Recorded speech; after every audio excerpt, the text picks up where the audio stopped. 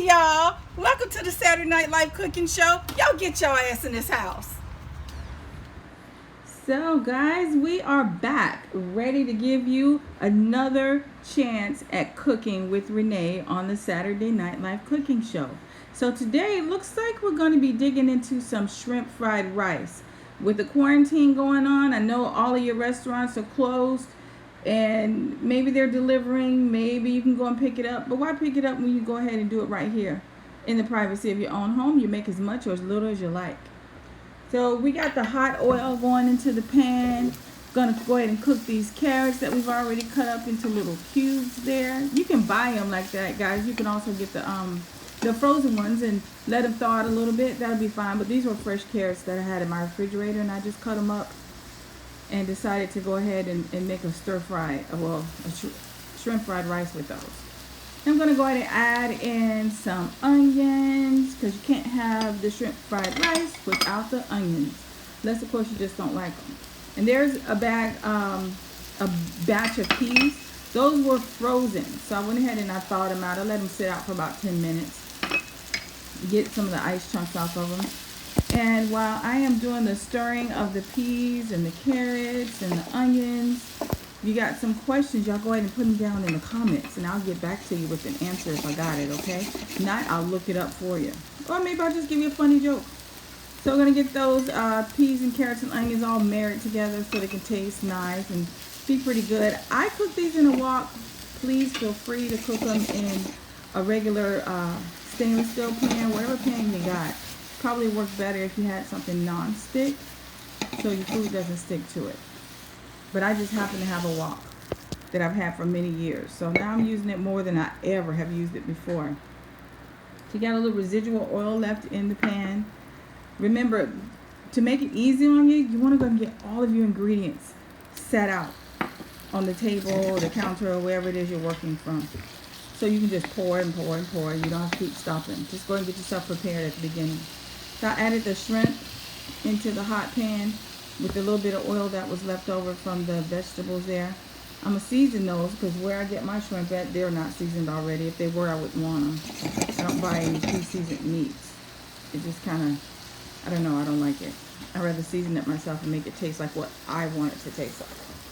So remember, keep in mind, you're not going to cook these shrimp all the way through. Why not?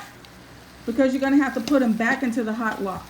And you don't want to overcook them because then they're going to be tough and rubbery. Nobody likes a shrimp that's tough and rubbery. Did you notice something about these shrimp? They're not little, honey. These are some red Argentinian shrimp. You can cheat and get you some shrimp that's already peeled and deveined, which is what I do a lot of times because I do not like deveining or peeling. I will peel, but I don't want to devein. So those were already peeled and deveined for me.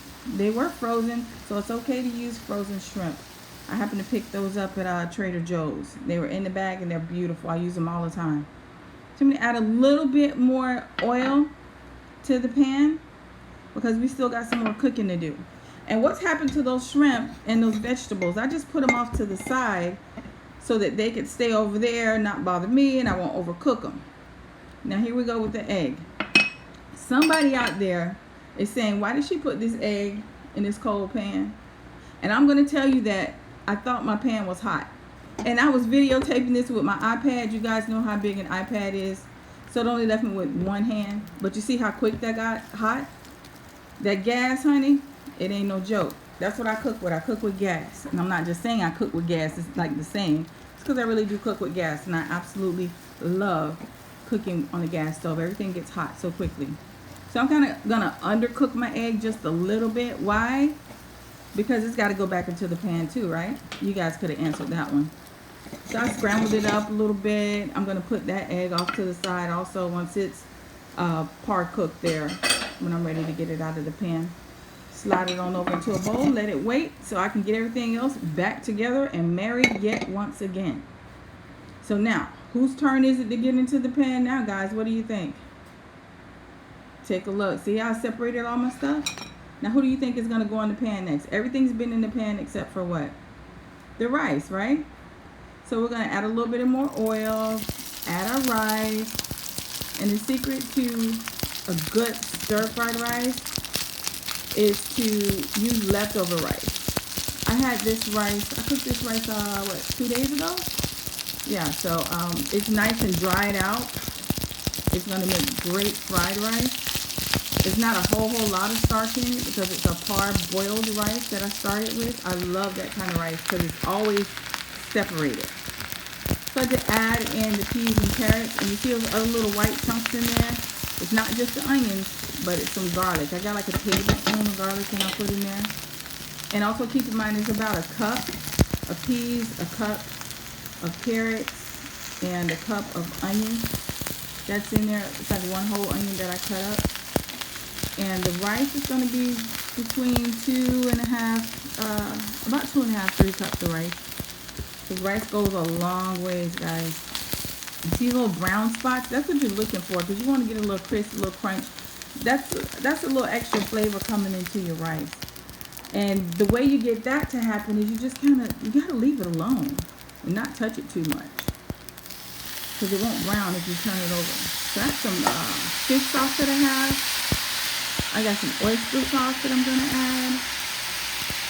I've also got some soy sauce, traditional, right, that I'm going to add in there.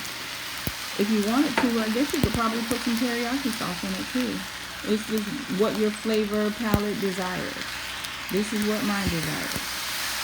Probably not traditional. I'm sure it's not traditional, but it's just the way I cook my rice. And it comes out just fine.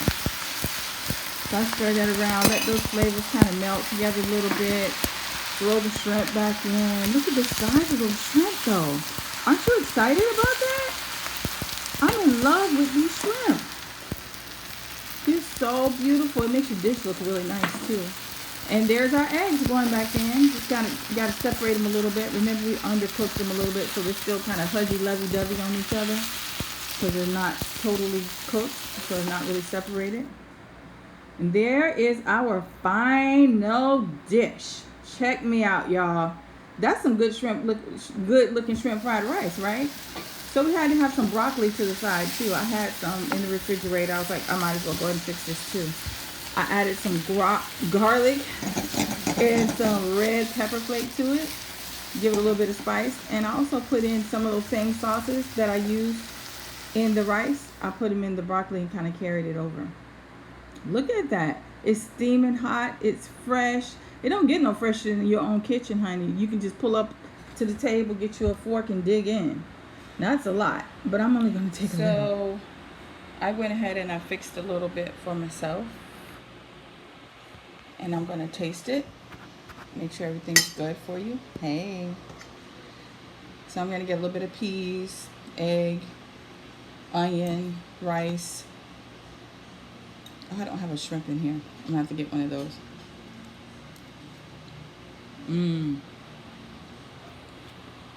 That's it right there. Because I cooked it with the soy sauce and the oyster sauce and the hoisin sauce. I don't need to add any more to it. But I am going to add one of these shrimp here. I'm going to see how they came out. You see the size of those? This is not your typical Chinese restaurant shrimp, right? They're usually very tiny. Look at how that pea is sitting in there. Isn't that cute? Okay, I'm going to get a little bit more rice and some egg.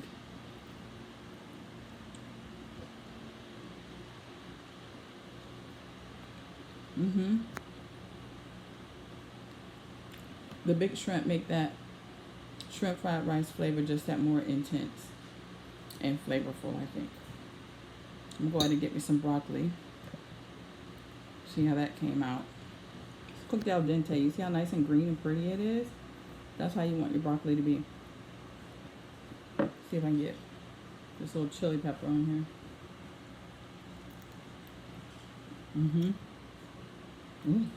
I feel it.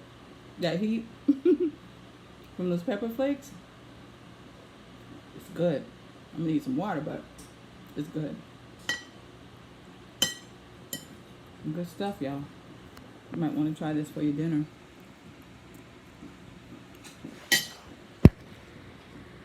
Now remember, You can make this rice with just vegetables if you're a vegetarian. I've made it for my daughter lots of times because she's vegetarian. Add whatever meat you want into it. If you like, you can do shrimp, chicken, you can do beef. Add different vegetables. Just make it your own. That's what cooking is about for me. I kind of make it my own. I don't necessarily stick with a hard and fast rule on cooking recipes. Because usually sometimes when I cook, I make it different every time. And it just always comes out right. I don't know how to do that, but it just happens. As that little saying goes, I just sprinkle a little seasoning, right? Until the ancestors tell me to stop. So until my grandparents say, hey girl, stop, I keep going. I add a little this, I add a little that. Always add love. Always add love. Okay, so until next time, remember, like, subscribe, don't forget to share it, and go ahead and hit that notification bell so you'll know the next time I load up a video. And since we're all home on quarantine, you ain't got nothing else to do. But for right now, y'all gotta get your ass up out my house. See ya.